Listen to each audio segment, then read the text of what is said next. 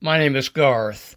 I am 80 years old, and this is my story about Parkinson's and how vitamin B1 therapy has helped give me back the ability to do most of what I want to do.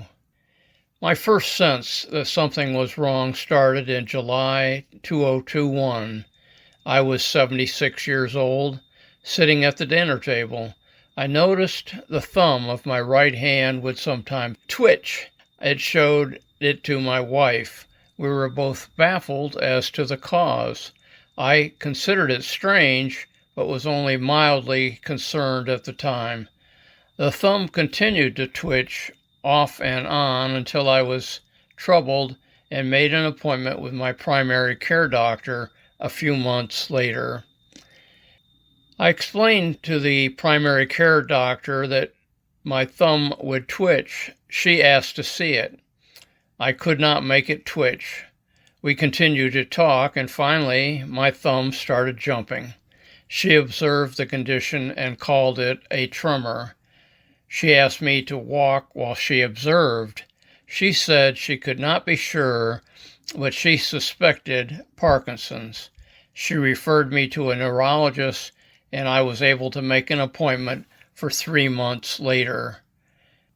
I now realize I had many symptoms before the thumb twitch showed up.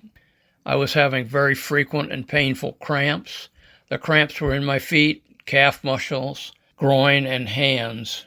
My wife of 60 years claimed to have noticed other symptoms but did not know the cause. I know that I had slowed down a great deal. I found I could no longer keep up with her on walks. The slow walking and other symptoms I considered to be age and arthritis related at that time. While waiting for the appointment with the neurologist, I had much time to consider my situation. This may be surprising, but at first I was more worried I might have a brain tumor. That fear was driven due to 2 fatal brain tumors in my family. An MRI ruled it out.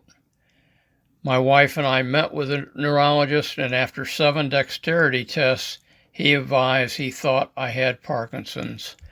I asked a lot of questions, and he gave me what I know today is a standard analysis.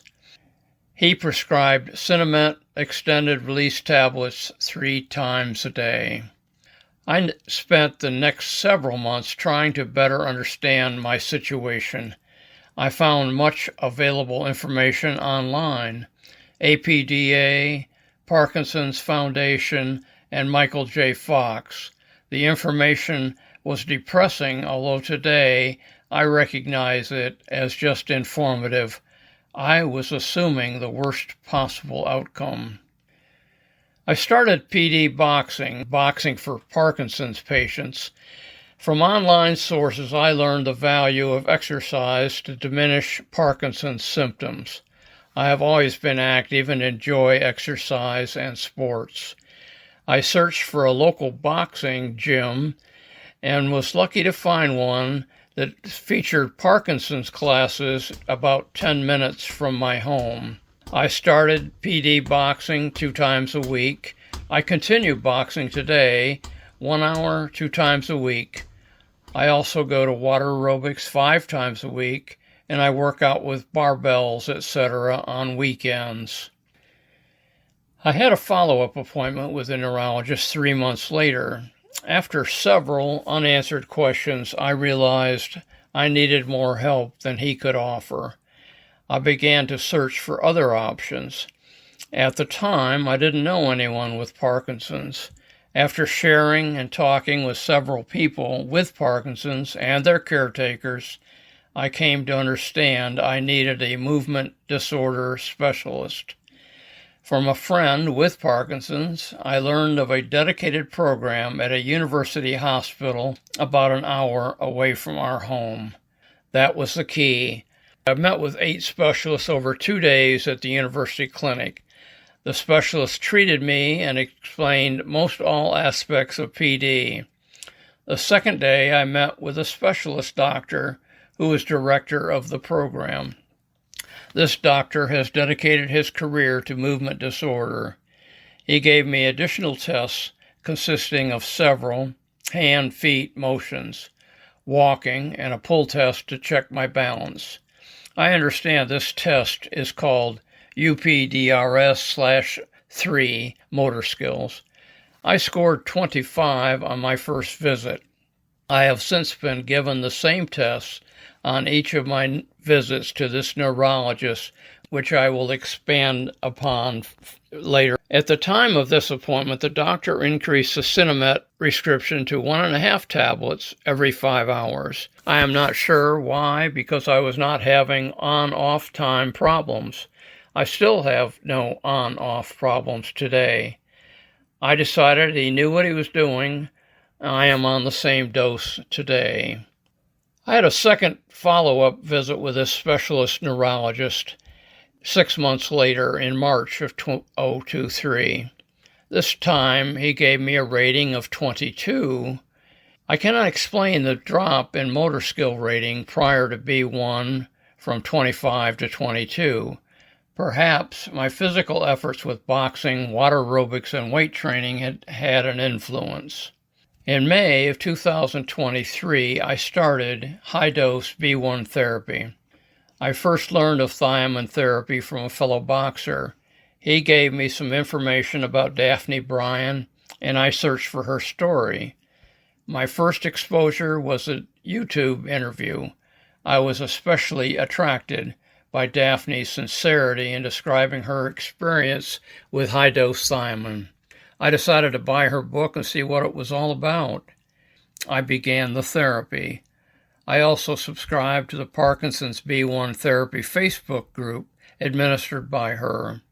Learning from members' experience and Daphne and Sergio comments, I decided to begin with sublingual vitamin B1 50 milligrams on Mondays, Wednesdays, and Fridays. Within 2 days, I noticed the fatigue I had been experiencing was much improved. I soon also determined the apathy and brain fog was diminished. I was very pleased. I thought, this is amazing. Unfortunately, after about 4 weeks, I started to experience a return of anxiety and fatigue similar to my experience prior to B1 therapy. After several days and posting my experience on the Facebook B1 therapy group, I came to understand I was experiencing an overdose. Daphne suggested through Facebook that according to the B1 protocol, I should take a break and start back with a lower dose. I took a 3-week break to make sure I was past the overdose. I also started B-complex and magnesium per the book. I restarted B1 with a lower dose per Daphne's suggestion. Once again, the fatigue lifted and other symptoms diminished. After a few weeks, the night cramps diminished. I have slightly modified the dosage. Right or wrong, I decided the dosage per week was probably more important than daily, so keeping at 100 milligrams per week while fine-tuning the days on the days of the week. I did not get discouraged with the overdose. I went to all the information available with Daphne's book and Facebook page. I was fully aware of what was happening. I was fortunate to recognize the fatigue improvement shortly after the initial dose of B1. That alone was enough to keep me interested. In some ways, that change was subtle, but also very powerful. I had a third visit with my specialist neurologist 3 months later. I had a follow-up. He gave me this time a rating of 19. He expressed surprise at the improvement. The more and the worse the symptoms are, the higher the score is. As Parkinson's is a progressive disease bound to get worse, the score is expected to increase rather than decrease over time. This explains his surprise. He even wrote that in his notes. I advised him of my high-dose thiamine therapy. He acknowledged my comment and made a note, nothing more. In December of 2023, I fell and hurt my shoulder. The MRI showed a complete severance of one of the rotator cuff ligaments. I mention it because it made me very aware of the dangers of falling.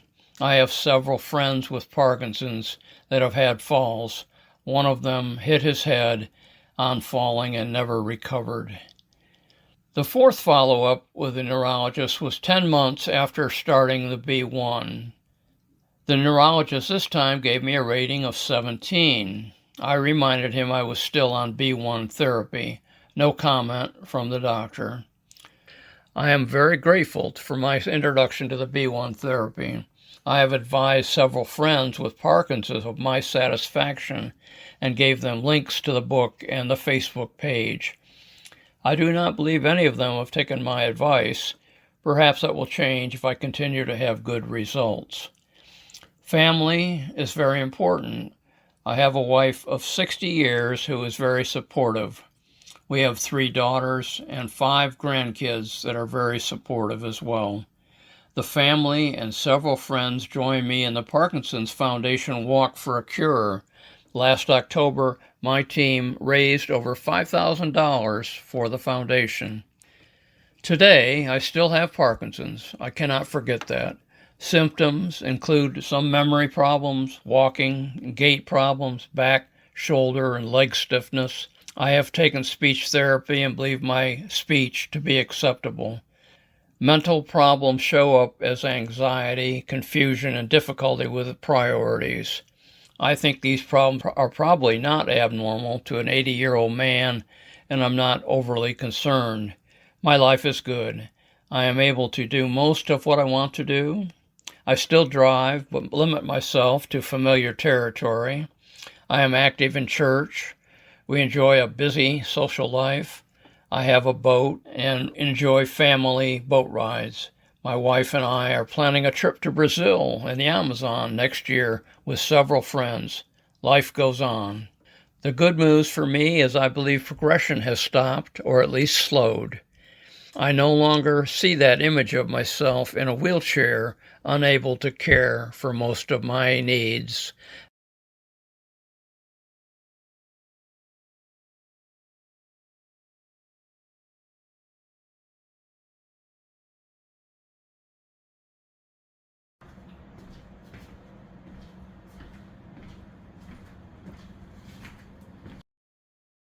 This story is provided for information and education purposes only.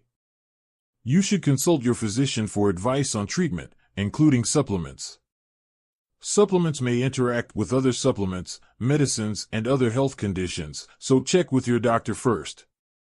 Any actions taken based on what is provided and mentioned in this presentation is your sole responsibility.